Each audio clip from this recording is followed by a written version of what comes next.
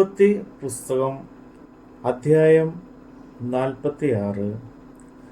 അനന്തരം ഇസ്രയേൽ തനിക്കുള്ള സകലവുമായി യാത്ര പുറപ്പെട്ട് ബേർഷെബയിൽ എത്തി തൻ്റെ പിതാവായ ഇസ്ഹാക്കിൻ്റെ ദൈവത്തിന് യാഗം കഴിച്ചു.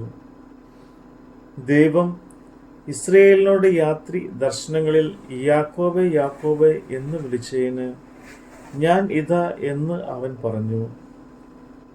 അപ്പോൾ അവൻ, ഞാൻ ദൈവമാകുന്നു, നിന്റെ പിതാവിൻ്റെ ദൈവം തന്നെ. മിസ്രൈമിലേക്ക് പോകുവാൻ ഭയപ്പെടേണ്ട, അവിടെ ഞാൻ നിന്നെ വലിയ ജാതിയാക്കും എന്ന് അരുളി ചെയ്തു. ഞാൻ നിന്നോടുകൂടി മിസ്രൈമിലേക്ക് പോരും, ഞാൻ നിന്നെ മടക്കി വരുത്തും. യോസഫ് സ്വന്തം കൈകൊണ്ട് നിന്റെ കണ്ണ് അടയ്ക്കും എന്ന് അരുളി ചെയ്തു. പിന്നെ യാക്കോബ് ബേർഷെബയിൽ നിന്ന് പുറപ്പെട്ട് ഇസ്രയേലിന്റെ പുത്രന്മാർ അപ്പനായ യാക്കോബിനെ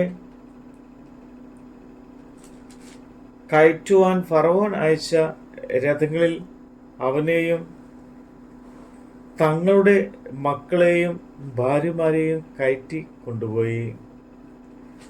തങ്ങളുടെ ആടുമാടുകളെയും കനാദേശത്ത് വെച്ച് സമ്പാദിച്ച സമ്പത്തുകളെയും കൊണ്ടുപോയി. അങ്ങനെ യാക്കോബും സന്തതികളുമെല്ലാം മിസ്രൈമിൽ എത്തി. അവൻ തൻ്റെ പുത്രിപുത്രന്മാരെയും പൗത്രന്മാരെയും തൻ്റെ സന്തതികളെയൊക്കെ കൂട്ടി മിസ്രൈമിലേക്ക് കൊണ്ടുപോയി. മിസ്രൈമിൽ വന്ന ഇസ്രയേൽ മക്കളുടെ പേരുകൾ ആവിത്: യാക്കോബും അവന്റെ പുത്രന്മാരും. യാക്കോബിന്റെ ആദ്യജാതനായ രൂബേൽ. രൂബേലിന്റെ പുത്രന്മാർ ഹനോക്ക്, ഫല്ലു, ഹെസ്രോൻ, കർമ്മി. ശിമിയോന്റെ പുത്രന്മാർ യെമുവേൽ, യാമീൻ, ഓഫർ, യാഗിൻ, സോഹർ. കനാന്യക്കാരത്തിയുടെ മകനായ ശൗൽ. ലേവിയുടെ പുത്രന്മാർ ഗർശോം, കഹാത്ത്, മെരാരി. യഹൂദയുടെ പുത്രന്മാർ ഏർ, ഓനാൻ, ഷേല, പെരസ്, സേരഹ്. എന്നാൽ ഏർ, ഓനാൻ എന്നിവർ കനാദേശത്ത് വെച്ച് മരിച്ചുപോയി. പെരസിന്റെ പുത്രന്മാർ ഹെസ്രോൻ, ഹാമൂൻ. ഇസ്ഗേറിന്റെ പുത്രന്മാർ തോല, പൂവ, യോബ്, ശിമ്രോൻ. ഷെബുവേലിന്റെ പുത്രന്മാർ സേരത്ത്, ഏലോൻ, എഹ്ലേൽ. ഇവർ ലയയുടെ പുത്രന്മാർ. അവൾ അവരെയും യാക്കോബിന്റെ മകളായ ദീനയെയും അവന് പത്താൻ അരാമിൽ വെച്ച് പ്രസവിച്ചു. അവന്റെ പുത്രന്മാരും പുത്രിമാരും എല്ലാം കൂടെ 33 പേർ ആയിരുന്നു. ഗാദിന്റെ പുത്രന്മാർ സിഫ്യോൻ, ഹഗ്ഗി, ശൂനി, യെസ്ബോൻ, ഏരി. ആരോദിന്റെ ആരോദി, ആരേലി. ആരേഷിന്റെ പുത്രന്മാർ ഇമ്ന, ഇശ്വ, ഇശ്വി, ബേരിയ. ഇവരുടെ സഹോദരി സേരഹ്. ബെരിയാവിന്റെ പുത്രന്മാർ ഹെബേർ, മൽക്കിയേൽ. ഇവർ ലാബാന്റെ തൻ്റെ മകളായ ലേയയ്ക്ക് കൊടുത്ത ശില്പയുടെ പുത്രന്മാർ. അവൾ യാക്കോബിനെ ഈ 16 പേരെ പ്രസവിച്ചു. യാക്കോബിന്റെ ഭാര്യയായ റാഹേലിന്റെ പുത്രന്മാർ യോസഫ്, ബെന്യാമിൻ. ജോസഫിന് മിസ്രൈമ്യൻ ദേശത്ത് മനശ്ശെയെയും എഫ്രാമിയും ജനിപ്പിച്ചു.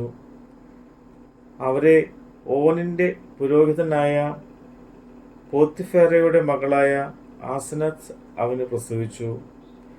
ബെന്യാമിന്റെ പുത്രന്മാർ ബേല, ബേഖർ, അസ്ബൽ, ഗേര, നാമാൻ, ഏഹി, രോഷ്, മുപ്പീൻ, ഹുപ്പീൻ, ആരത്. ഇവർ റാഹേൽ യാക്കോബിന് പ്രസവിച്ച പുത്രന്മാർ. എല്ലാം കൂടെ 14 പേർ. ദാന്റെ പുത്രന്മാർ ഹൂശീം. നെഫ്താലിയുടെ പുത്രന്മാർ യഹസേൽ, ഗൂനി, യോസർ, ശില്ലേം.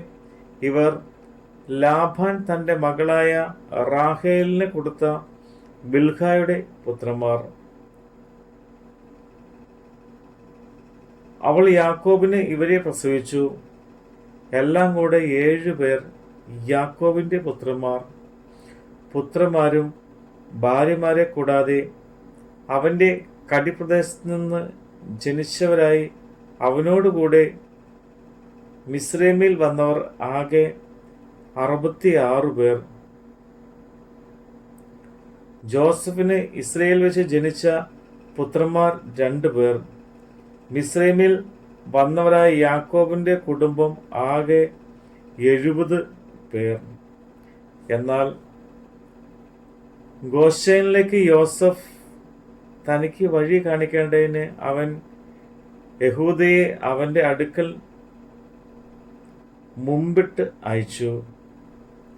ഇങ്ങനെ അവർ ഗോശാൻ ദേശത്ത് എത്തി. ജോസഫ് രഥം കെട്ടിച്ച് അപ്പനായ ഇസ്രയേലിനെ എതിരേൽപ്പാൻ ഗോശേനിലേക്ക് പോയി. അവനെ കണ്ടപ്പോൾ കെട്ടിപ്പിടിച്ച് ഏറെ നേരം കരഞ്ഞു. ഇസ്രയേൽ ജോസഫിനോട്, നീ ജീവനോടിരിക്കുന്നു എന്ന് ഞാൻ നിന്റെ മുഖം കണ്ടതുകൊണ്ട് ഞാൻ ഇപ്പോൾ തന്നെ മരിച്ചാലും വേണ്ടതില്ല എന്ന് പറഞ്ഞു. പിന്നെ യോസഫ് സഹോദരന്മാരും അപ്പന്റെ കുടുംബത്തോടും പറഞ്ഞത്, ഞാൻ ചെന്ന് ഫറവോനോട് കനാദേശത്ത് നിന്ന് എൻ്റെ സഹോദരന്മാരും അപ്പന്റെ കുടുംബവും എൻ്റെ അടുക്കൽ വന്നിരിക്കുന്നു എന്ന് അറിയിക്കും. അവർ ഇടയന്മാർ ആകുന്നു. കന്നുകാലികളെ മേയ്ക്കുന്നത് അവരുടെ തൊഴിൽ. അവർ തങ്ങളുടെ ആടുകളെയും കന്നുകാലികളെയും തനിക്കുള്ളതൊക്കെയും കൊണ്ടുവന്നിട്ടുണ്ട് എന്ന് അവനോട് പറയും. അതുകൊണ്ട് ഫറവോൻ നിങ്ങളെ വിളിച്ച് നിങ്ങളുടെ തൊഴിൽ എന്ത് എന്ന് ചോദിക്കുമ്പോൾ അടിയങ്ങൾ ബാല്യം മുതൽ ഇന്ന് വരെയും ഞങ്ങളും ഞങ്ങളുടെ പിതാക്കന്മാരും ഗോപാലകന്മാർ ആകുന്നു എന്ന് പറയുവിൻ. എന്നാൽ നിങ്ങൾക്ക് ഗോശേനിൽ പാർപ്പാൻ സംഗതിയാകും. ഇടയന്മാർ എല്ലാം മിസ്രൈമ്യർക്ക് വെറുപ്പല്ലോ. നമ്മുടെ കർത്താവിൻ്റെ വചനമാണ് നമ്മൾ കേട്ടത്.